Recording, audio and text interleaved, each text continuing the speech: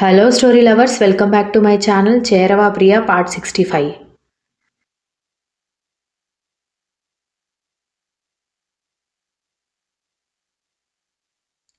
ఇప్పుడు నమ్మకం కుదిరిందా అని విజ్జు ఫోన్ తీసుకుని అడిగేసరికి దివ్య కంగారు పడి కుదిరింది sir, happy married life sir అని చెప్పి దివ్య టక్కున ఫోన్ కట్ చేయడంతో విజ్జు, ఐశ్వర్య, సంజయ్ ముగ్గురు నవ్వుకుంటే నిజంగా నేను ఇది ఎక్స్పెక్ట్ చేయలేదు, నేను కూడా అక్కడ ఉంటే బాగుండేది అని సంజయ్ అనగానే ఇట్స్ ఓకే సంజయ్, మీ అందరి కోసం పెళ్లి జరుగుతున్నప్పుడు వీడియో రికార్డ్ చేశాను, అది ఈవినింగ్ లోపు మీ అందరికీ ఫార్వర్డ్ చేస్తాను, చూసి ఎంజాయ్ చేయండి అని విజ్జు చెప్పడంతో అయినా కూడా చెల్లెలి పెళ్లిని దగ్గరుండి చూసుకోలేకపోయాను కదా అని సంజయ్ బాధపడ్డాడు.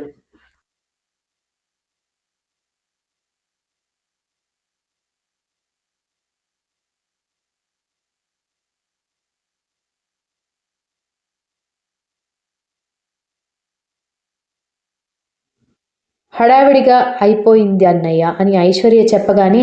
నువ్వు దివ్య లేరని ఐశ్వర్య కూడా బాధపడింది. కానీ ఇంకా లేట్ అయితే మీ చెల్లెలు పెళ్లికి ఒప్పుకోదని నేను ఇంకా ఈ విషయాల గురించి ఆలోచించలేదు సంజయ్ అని విజ్జు చెప్పడంతో it's okay, happy married life, నేను ఒకరోజు హాలిడే చూసుకుని ఇంటికి వస్తాను అని చెప్పడంతో సరేనని చెప్పి ఇద్దరు ఫోన్ పెట్టడంతో ఐశ్వర్య విజ్జుని కౌగిలించుకుంటే ఇది మనం హ్యాపీగా ఉండాల్సిన టైం, ఈ టైంలో నువ్వు డల్గా ఉంటే నాకు బాధగా ఉంటుంది అన్నాడు.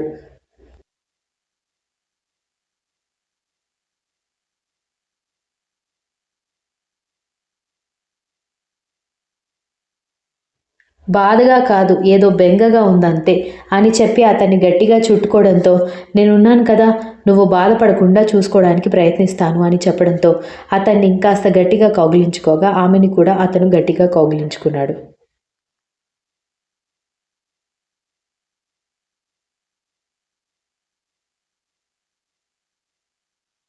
ఇద్దరూ చాలాసేపు అలా ఉండిపోయిన తర్వాత టెక్నికల్గా ఈరోజు రాత్రి అని అంటున్న విజ్జు వైపు సీరియస్గా చూసి అందరూ మనం పెళ్లి చేసుకున్నామని కోపంగా ఉంటే తమరికి ఇప్పుడే అన్ని చిలిపి ఐడియాలు వస్తున్నాయా, అందరూ ఒప్పుకొని వాళ్ళు ముహూర్తాలు పెట్టే వరకు ఏది కుదరదు అనగాని ఓయ్ ఈ టైంలో ఇలాంటి ట్విస్టులు పెట్టకు, నా వల్ల కాదు, ఒక బుడ్డోడు పుడితే వాళ్లే మనల్ని క్షమించేస్తారు అని విజ్జు గారాలు పోతూ ఐశ్వర్య బుగ్గల మీద ముద్దులు పెడుతూ చెప్పేసరికి అయినా సరే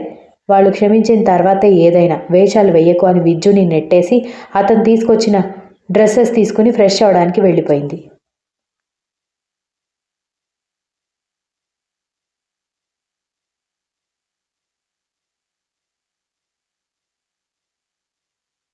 విజ్జు అలిగినట్టుగా కూర్చోవడంతో ఐశ్వర్య నవ్వుకుంటూ ఫ్రెష్ అయి వచ్చిన తర్వాత నాకు ఆకలేస్తోంది అని అడిగేసరికి పెళ్ళైన దగ్గర నుంచి వాళ్ళు ఏమీ తినలేదని డైరెక్ట్గా ఇంటికి వచ్చేసారని జ్ఞాపకం రావడంతో ఏదో ఆర్డర్ చేద్దామని విజ్జు అనుకుంటూ ఉండగానే జానకి ఇద్దరికి స్నాక్స్ పంపించడంతో ఇదిగో మమ్మీ బజ్జీలు పకోడీలు పంపించింది అనగానే ఆకలి మీద ఉన్న ఐశ్వర్య గబగబా తింటూ కూర్చోవడంతో నెమ్మదిగా తిను, నీ ప్లేట్ ఎవ్వరూ లాక్కోర్లే, మళ్ళీ పొలమారుతుంది అని విజ్జు చెప్పడంతో సరేనంటూ బుగ్గల నిండుగా కుక్కుని చిన్నపిల్లలాగా కనిపించిన ఐశ్వర్యని చూసి నవ్వుకున్నాడు విజ్జు.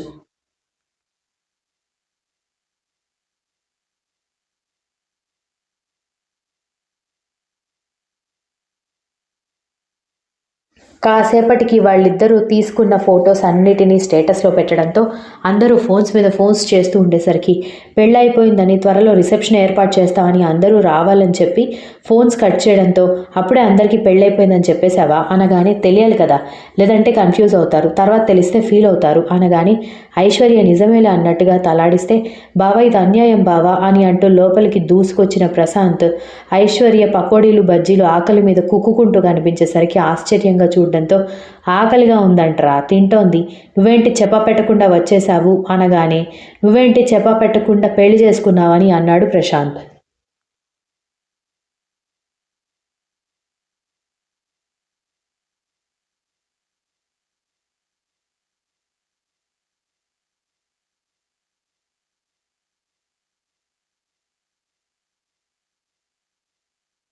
అలా కుదిరిపోయిందిరా, మా మేడం ఇప్పటికీ నా మీద జాలి చూపించింది, అందుకే దొరికింది ఛాన్స్ అని పెళ్లి చేసుకున్నాను అని విజ్జు సిగ్గుపడుతూ చెప్పడంతో సిగ్గులేదురా, బెస్ట్ ఫ్రెండ్స్ నాకు చెప్పకుండా పెళ్లి చేసుకుంటావా, సిస్టర్ మీకు ఒక విషయం తెలుసా, ఆ రోజు మీరు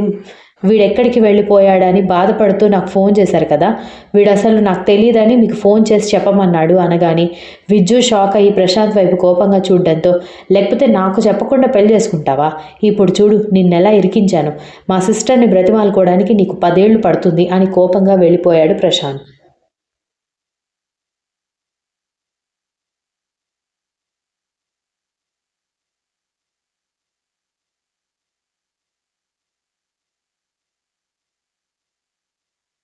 విజ్జు కంగారుగా వెనక్కి తిరిగి చూసేసరికి ఐశ్వర్య తన వైపే కోపంగా చూస్తూ ఉండేసరికి, అంటే ఆ రోజు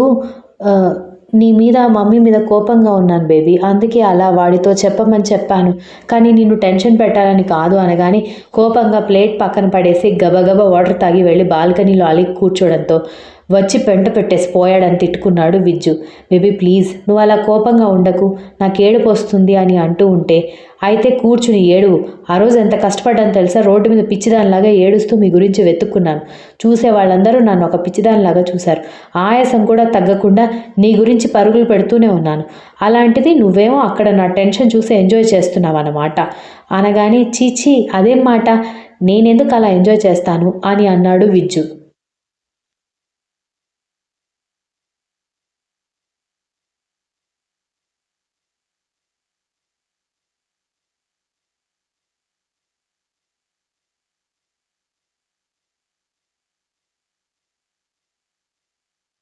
నువ్వు నాతో మాట్లాడకు విజ్జు, ఇలా చేస్తావని నేను అనుకోలేదు అని కోపంగా మొహం తిప్పుకొని కూర్చోడంతో,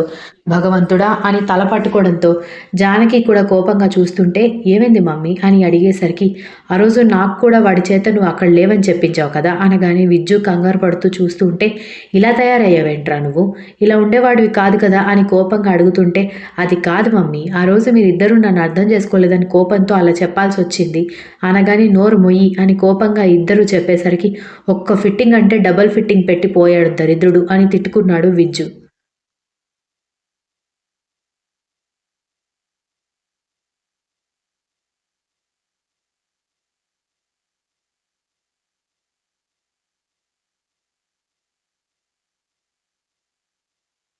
ఆ రోజు రాత్రి డిన్నర్ జరుగుతుంటే విజ్జు వచ్చి ఐశ్వర్యతో మౌనంగా కూర్చుంటే, ఐశ్వర్య జానకికి హెల్ప్ చేయాలనున్నా ఆవిడికి నచ్చదని తెలిసి సైలెంట్గా కూర్చుని భోజనం చేస్తూ ఉంటే, ఏమైంది అత్త కోడలు ఇద్దరు అంత కోపంగా ఉన్నారు అనగానే, వాళ్ళిద్దరూ రఘురాం వైపు చూసేసరికి, ఏమైంది మీకు అని అడిగాడు. వాళ్ళిద్దరూ కోపంగా ఏం సమాధానం చెప్పకుండా సైలెంట్గా ఉండేసరికి, ఏమైంది వీళ్ళిద్దరికీ అనుకుంటూ కొడుకు వైపు చూసేసరికి కొడుకు దీనంగా మొహం పెట్టుకోవడం గమనించి, ఏమైందిరా నువ్వెందుకు ఫేస్ అలా పెట్టుకున్నావు అని అడిగాడు.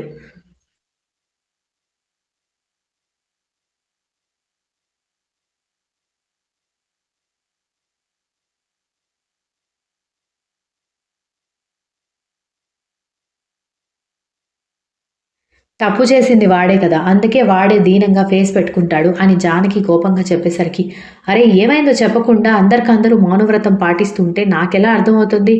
అసలేమైందో చెప్తారా లేదా అని అడిగేసరికి, ఆ రోజు వీడిల్లు వదిలేసి వెళ్ళిపోతే ప్రశాంత్ గాడికి ఫోన్ చేస్తే నా దగ్గర లేడు అని చెప్పాడు కదా అనగానే, అవును అని రఘురాం అనగానే, కానీ వీడు వాడి దగ్గరే ఉన్నాడు, మేమింత టెన్షన్ పడుతుంటే వాడక్కడ లేడు అని వాడితో చెప్పించాడు అనగానే, రఘురాం కొడుకు వైపు చూసేసరికి అవునన్నట్టుగా తలాడించేసరికి, మరింకా ఏం చేస్తాడు, వాడినెక్కడ ప్రశాంతంగా ఉండనివ్వకపోతే, ఇప్పుడు వాడు అక్కడే ఉన్నాడని మీకు చెబితే మీరు అక్కడికి కూడా వెళ్ళి వాడికి ప్రశాంతత లేకుండా చేస్తారు, అందుకే ఒక 2 రోజులు మీ అందరికీ దూరంగా ఉండడానికి లేను అని చెప్పించుంటాడు, ఈ మాత్రం దానికి ఏదో దేశద్రోహం చేసినట్టు ఎందుకు ఫేస్లు అలా పెట్టుకుని కూర్చున్నారు అన్నాడు రఘురాం.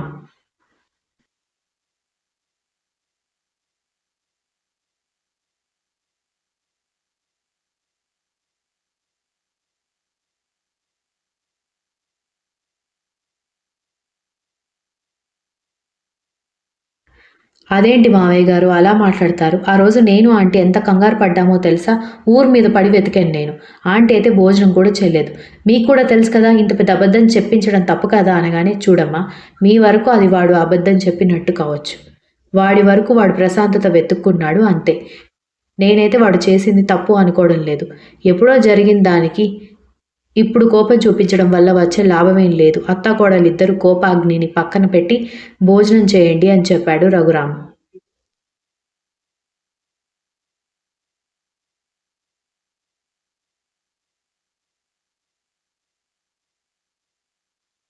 జానకి కోపంగా రఘురాం వైపు చూసి, మీరెప్పుడు ఇంతే, వాడినెప్పుడు వెనకేసుకొస్తూనే ఉంటారని కోపంగా వంటగదిలోకి వెళ్ళిపోయింది. Continuous. If you like this story please like, share, comment and don't forget to subscribe.